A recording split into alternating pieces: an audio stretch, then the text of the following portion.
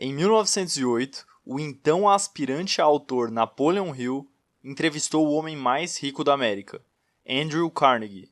Naquela época, Carnegie já havia vendido sua empresa siderúrgica ao banco de investimentos JP Morgan e, dessa forma, acumulou uma enorme fortuna que, se atualizada para os dias de hoje, seria algo em torno de 370 bilhões de dólares, um valor bem superior ao homem mais rico do mundo atualmente. Desse contato inicial de Hill e Carnegie surgiu a ideia de entrevistar os homens de negócios mais bem-sucedidos daquele período. Carnegie estava convencido de que as pessoas precisavam aprender não apenas com a teoria contida em livros, mas também com outras pessoas que haviam passado pela escola da vida e obtido sucesso. Foi dessa ideia que nasceu o best-seller Quem Pensa Enriquece, de Napoleon Hill. Aqui no canal temos inclusive um resumo animado sobre esse livro, que vou deixar no final desse vídeo, caso você queira conferir. Após a publicação de Quem Pensa Enriquece, Napoleon Hill começou a trabalhar em um novo projeto, que era baseado numa entrevista imaginária dele mesmo com o diabo. Porém, Hill não teve o seu livro publicado naquele período, pois a sua esposa e a crítica em geral achou a obra muito controversa para o seu tempo. Dessa forma, esse projeto de Hill, que se tornou o livro Mais Esperto que o Diabo, só foi publicado em 2011, bem depois da morte de Napoleon Hill. E é justamente sobre esse livro que iremos falar nesse vídeo. O livro Mais Esperto que o Diabo foi escrito como uma sessão de perguntas e respostas entre Napoleon Hill e o próprio diabo, que afirma influenciar 98% da população. Ele afirma fazer isso através de 6 grandes medos que a maioria das pessoas tem, que são medo da pobreza, medo da crítica, medo de problemas de saúde, medo da perda do amor, medo da velhice e medo da morte. Agora, pare e pense por um momento. Algum desses medos está presente em sua vida? Algum desses medos já o impediu de fazer algo que você sabe que deveria ter feito? De acordo com o livro, isso é obra do diabo, pois quando temos medo de algo, hesitamos, procrastinamos e damos desculpas a nós mesmos para evitarmos aquela tarefa. Encontramos qualquer razão para não seguir adiante por causa dos nossos medos.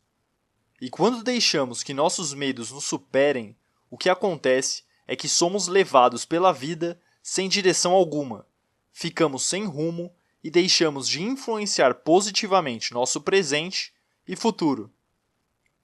Nesses casos, simplesmente passamos pela vida como passageiros, permitindo que influências externas dominem nossas mentes e opiniões. Na verdade, nessas situações, perdemos o poder de raciocinar e agir de forma independente.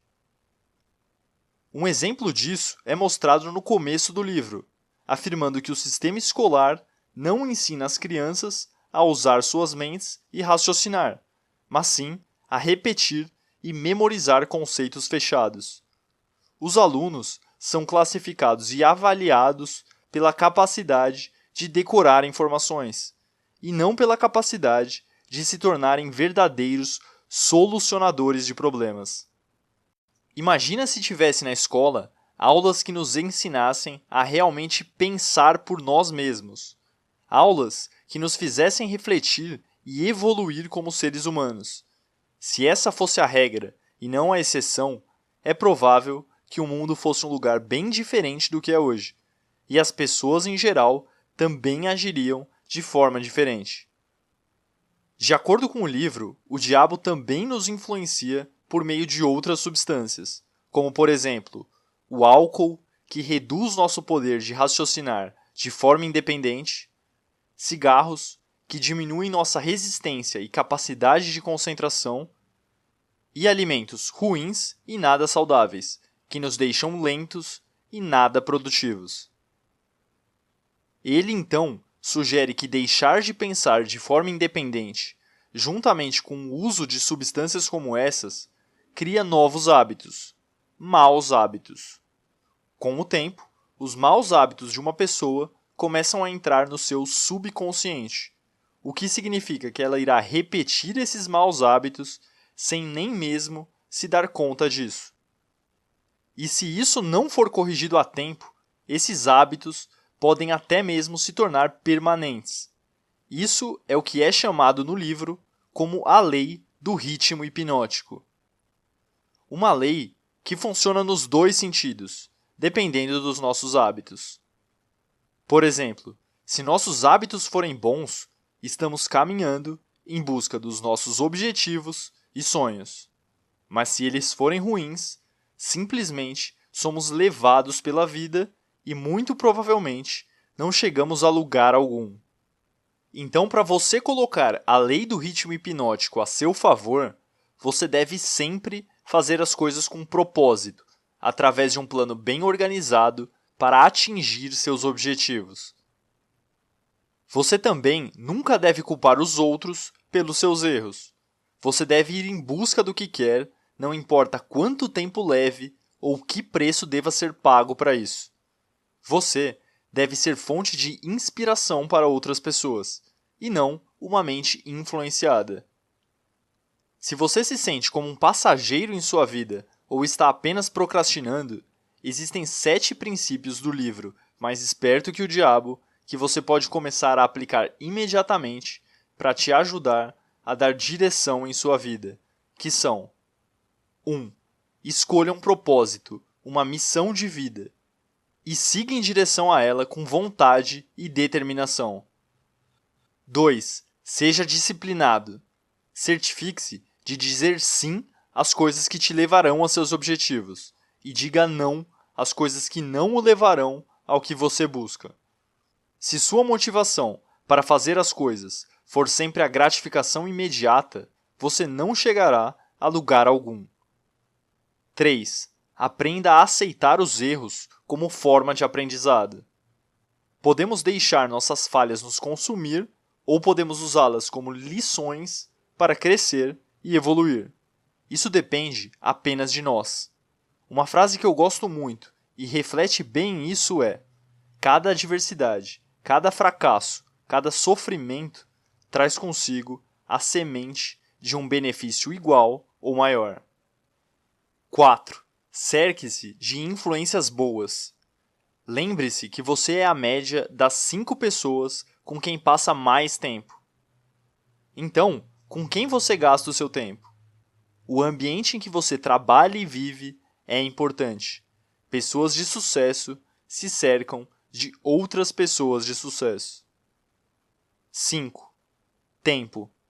O tempo é fundamental, pois assim como pode tornar a negatividade permanente, também pode tornar a positividade e a sabedoria como permanentes.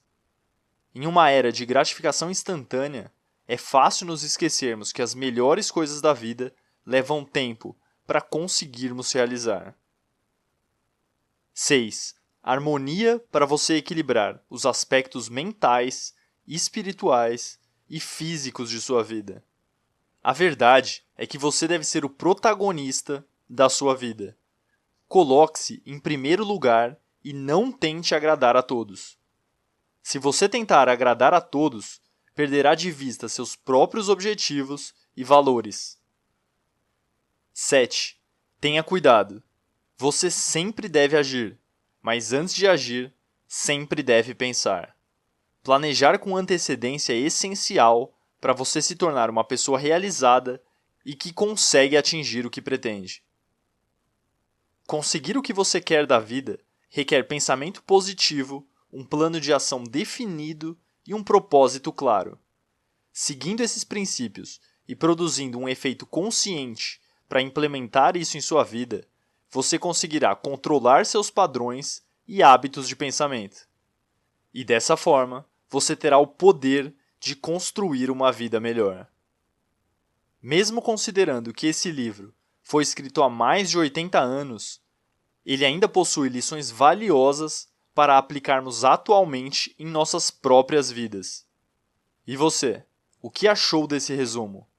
Deixe um comentário abaixo do vídeo. E se você gostou, deixe o seu like e se inscreva no canal. Um forte abraço e até mais!